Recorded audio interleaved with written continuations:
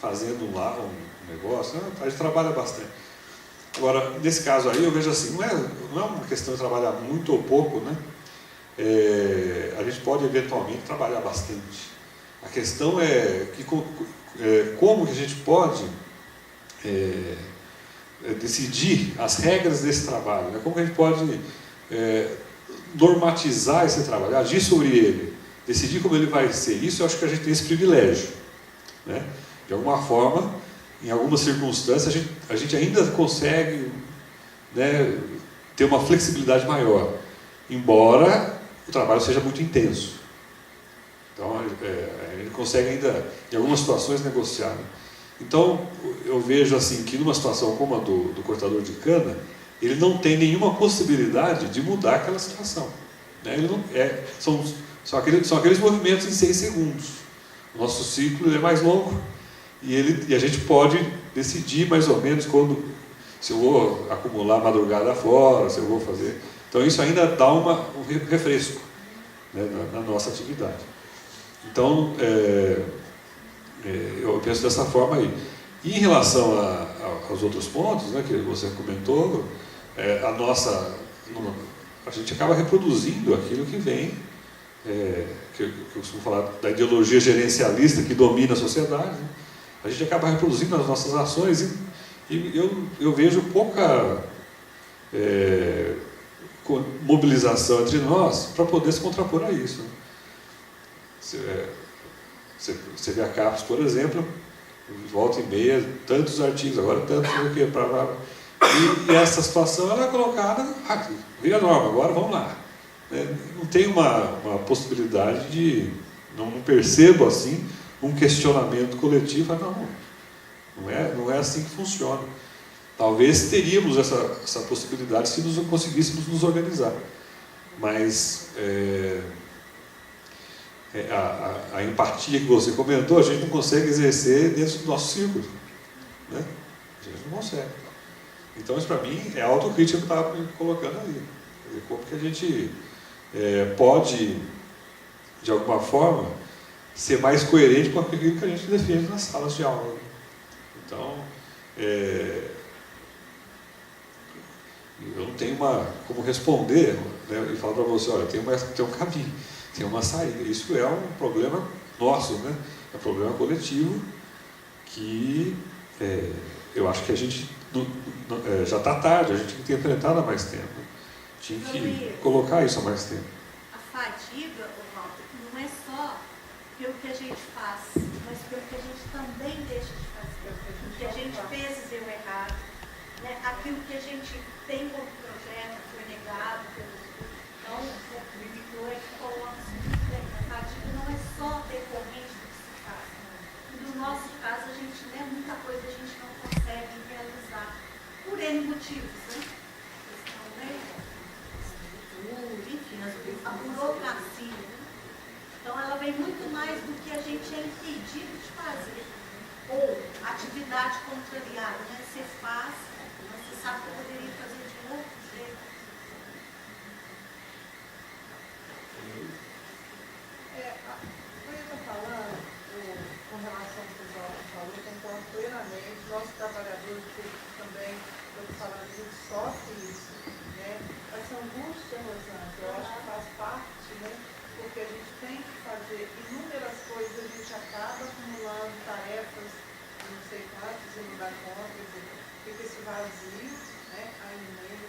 Mas eu acho que até antes disso, quando você fala do trabalhador de cana, eu penso que já foi colocado nesse fórum a questão da economia, do fator econômico. Não dá para a gente não estar relacionando o trabalho com o fator econômico. Né? Mudar isso aí, tem regras. E essa economia, onde a gente está mexendo? Eu lembro que há pouco tempo atrás, para quem ainda não escutou, a gente pode estar repetindo, nós não tínhamos incluído nos nossos planos de saúde nada relacionado ao trabalhador, não tinha nada. Era um município ou outro de Minas, vou colocar de Minas, que tinha uma ação pontual. Quer dizer, aí eu te pergunto, como que a gente vai estar mudando? Se a própria saúde não pensa na saúde do trabalhador. Porque se não está no plano, gestão, plano municipal, plano de saúde estadual, nacional, não existe. Né? Começa por aí. Então, nós começamos a fazer essa mudança. Eu acho que isso é legal. A gente tem que estar apontando isso hoje, pelo menos aqui na nossa região. Eu até falei isso com o Paulo. Primeiro, nós temos aquele perfil produtivo. Hoje a gente sabe o que trabalha cada população de cada 19 municípios. Estou colocando da região de São João e outro dia que Barbacena também pega. Né? A gente tem um perfil. Quer dizer, então a gente já sabe quais serão as possíveis doenças aquele município, né? Porque se eu sei do que trabalha, eu sei do que vai acontecer, né? Entre aspas, a gente faz essa relação. Mas, agora, quando a gente vai mexer nisso, eu falei que a gente está com a gaveta cheia, nós estamos com a gaveta bem cheia agora, com todas as gavetas que nós temos, e que a gente vai ter que correr atrás de quê? De parceria, que eu acho que bem isso psicológico, já foi colocado aqui. Além dessa questão do que adoece. Hoje, cada município traçou um plano de ação para até 2014 estar concluído. Não é isso, Ana? Isso. Então, assim, nós já estamos pela primeira vez, né, que eu vejo isso na história de Minas Gerais, a gente já está com cada município. Vamos colocar em 80%, eu coloquei 70%, né, para ser mais 70% dos municípios de Minas já com plano de ação desenvolvido. Ele tem que colocar até 2014, mesmo 2014, a gente estava discutindo. Então, assim, eu acho que alguma coisa, mesmo de forma tímida, tem sido feita. Eu, algum tempo atrás, desenvolvi um projeto, né, relacionado a isso, com relação ao trabalhador da saúde. E enquanto a gente não está garantindo isso, e o Clarelis pode estar me ajudando, porque eu sei que ele também é defensor disso, enquanto a gente não garantir nossos instrumentos de gestão, nós não vamos conseguir avançar aqui. Eu também sou defensora disso. Então, hoje, como eu já tenho essa abertura nos planos municipais de saúde, né, eu acho que tímida ainda, né, mas eu acho que a gente já tem um caminho que a gente já pode estar seguindo. Né, com todos esses dados que você falou, considerando o perfil epidemiológico, considerando os dados epidemiológicos que a gente tem. Agora, é muito difícil para nós ter uma visão de trabalho. Aí vem uma questão de visão, que foi colocada lá atrás, porque o trabalho antes ele era visto muito diferente da forma que é hoje. Isso é cultura. E isso vai levar muito tempo para a gente mudar. Né? O trabalho hoje ele é pensado a nível financeiro. Não é aquele trabalho que faz bem para qualquer um de nós. Né? Não é aquele trabalho que eu possa me identificar naquela arte. Nós perdemos isso lá atrás, já há muito tempo. Agora, recuperar isso, acho que vai levar uns bons anos. Mas, dentro do que é possível, eu penso que nós estamos avançando. Mas você veja bem, aí vem uma outra crítica, Rosane, que eu coloco. Eu convidei esse sindical também para estar aqui. Qual sindicato? Como que nós vamos mudar, transformar alguma coisa, se o próprio trabalhador não tem a cultura de vir para uma universidade e estar fazendo essa discussão? Isso é cultural também. Uma outra coisa que eu observo, desculpa estar falando muito, mas assim, com relação à universidade e à saúde, por mais pesquisa que tenha, eu ainda vejo a universidade muito longe da nossa parte. E nós muito longe ainda da universidade. Eu acho que um caminho que a gente poderia estar pensando de forma que nós podemos fazer isso é estar aproximando mais e estar realmente desenvolvendo alguma coisa bom para ele. Isso é uma crítica para nós. Certo. Mas eu vou um pouquinho além, não é uma questão de juntar. Não. Porque juntar, a gente junta. Não, mas O problema é o seguinte, é que quando a gente junta, você implica em modificar a sua parte também. Se for um juntar de verdade, então você vai ter que falar, não, eu vou fazer para lá e você vai fazer para cá, diferente do que você já fazia. Aí que entra a autocrítica que eu falei, né? Porque juntar a gente junta. Né? A gente junta um monte de vezes para lá e para cá e tal. Não tem problema nenhum. A questão é poder construir desse grupo aprender, né? desenvolver um processo de aprendizagem mesmo, que implica em questionar o ponto de partida de cada um. Aí que é o X. Isso que eu acho que é o X. É pura mesmo. E a própria política, né, Luiz? A própria política que hoje a gente tem desenhado pelos nossos sistemas públicos hoje, ela não tem abertura para isso. Você aqui, você ali, não se mexe com essas coisas também.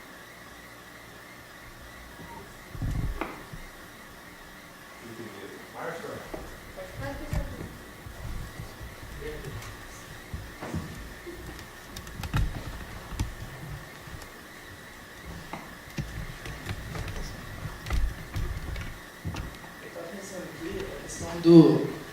Vocês falaram você falou do trabalho de vocês ser tranquilo e nem se comparar a um cortador de cana, mas eu acho que não é por ser braçal, não é por não ser braçal que é tranquilo, né? Eu queria incluir nessa categoria de trabalho que é subestimada a do estudante, né? Porque eu acho que foi pouquíssimo falar, não sei nem se foi falado, que a gente não é um trabalho massacrante e tudo mais, mas a gente também passa por esse narcisismo do professor, né? A gente é subestimado, a gente tem uma correria grande para produzir algo que às vezes a gente nem quer produzir, nem precisa produzir, mas a gente é cobrado a produzir. E essa questão da ligação da universidade com a extensão da universidade, né, a ligação com a sociedade, eu fiquei pensando no tempo de greve do ano passado. O Cristóvão Buarque falou que a universidade, eu não sei se foi com essas palavras, mas ele falou que a universidade hoje é um peso morto para o país por ter uma produção teórica muito grande, mas a prática ser... Pode ir mais longe. As nossas instituições que mortam. Exatamente. Aí você tem uma universidade de uma prática morta e de uma produção teórica. Inclusive você falou na sua palestra daquela vez da nossa prática teórica ser muito... Pensando na psicologia, ser muito reprodutiva, né? E não produtiva, né?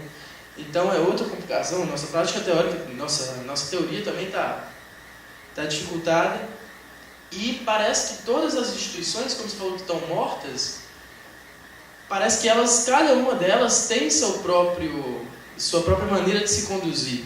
Então isso dificulta ainda mais uma ligação, porque se a gente tem nossa maneira de conduzir e está completamente inviável, porque acho que a palestra do Zé Pacheco até foi um pouco esclarecedora, porque, para mim, pelo menos, bateu nesses pontos de... O principal foco aqui é o estudante, ele não está aprendendo. O professor está passando por um trabalho covarde, né? De trabalhar muito sem ver essa produção também. E as outras instituições também estão presas a métodos que não facilitam a entrada nossa nelas, né? Inclusive as instituições de saúde, né? Então, como fazer? Se a gente não consegue mudar de dentro, se a gente não consegue ter uma perspectiva nem interna do que a gente pode melhorar aqui, e se essa universidade está moldada há tanto tempo, da mesma maneira, sem um progresso, sendo que a gente deveria ser o progresso intelectual, né? E a gente mesmo não se molda, como mudar uma outra instituição já formada, entendeu? O fórum é uma experiência. Fora uma experiência. Eu acho que você tem razão, Marcos. O fórum é uma experiência disso, mas aí é uma questão particular. Eu acho que a gente tem que aprofundar a democracia nas instituições, nos ambientes. O fórum é uma ideia, né? A gente ampliar a discussão dessas temáticas. Mas, por exemplo, você fala do estudante, mas o estudante, ele também não participa. Você, por exemplo, você conhece o seu projeto pedagógico do seu curso? Você já foi ler?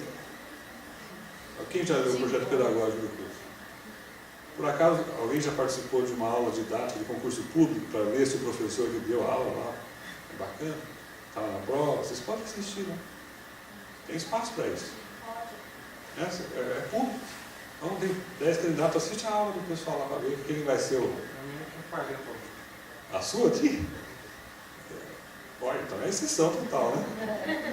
Nunca vi. Eu também. Isso em Divinópolis?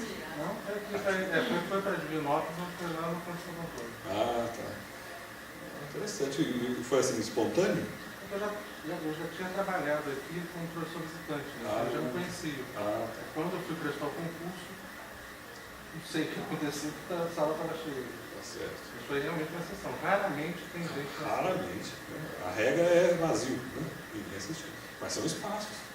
Que se vocês não tem voto, não tem nada, mas vocês estão lá. Vocês estão vendo. Né? Projeto político-pedagógico, vocês podem tentar ver se o concurso está rolando, está de acordo com o projeto. Se não tiver. Posso falar uma coisa? Eu concordo com quase tudo que o Márcio falou. Só não concordo com a totalização. Ele totalizou, assim.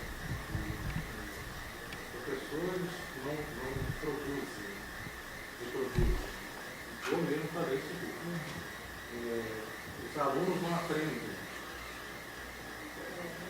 Se eu tivesse aprendido, eu não estaria falando. As inscrições não são abertas. Estão aqui também. Eu falo assim, que deveria ser, a pretensão. De maneira geral, eu concordo com você, mas tem brechas. Esse seu discurso tem brechas. Tanto é que você citou duas palestras. Você falou assim, você falou na Semana da Psicologia, na palestra do Zé Pacheco. Então, tem brechas dentro da universidade, que foram professores que trouxeram essas pessoas. Você ouviu e está trazendo aqui para um fórum que é aberto. Então, assim, você tem brechas essa coisa totalmente fechada que você visualizou, a gente tem rachaduras. Eu acho que a gente tem que entrar exatamente nessas rachaduras. Isso foi o que eu sugeri. Ampliar por essas vias já institucionalizadas, já possíveis, a gente ampliar o debate que vai nos levar a ter uma transparência maior. Porque aí a coisa fica mais complicada. Se está transparente, como é que a pessoa vai falar, não, você não interessa, você está todo mundo bem. Aí você pode até conseguir, a pessoa pode até resistir, mas vai ser um pouco mais complicado. Né? Aí fica um pouco mais explícito o que está acontecendo. Eu acho que isso passa pelo ambiente de trabalho também. E a gente explorar essas oportunidades de. Estava contando não sei se foi para a Ana Paula ou foi para um outro. A aluna me confundo com quem que eu falo, né? Mas eu fui recentemente acho que foi com a Jéssica, ontem. Eu fui essa semana num fórum de acidentes lá em São Paulo, depois eu fui para Belo Horizonte no projeto Conexões de Saber.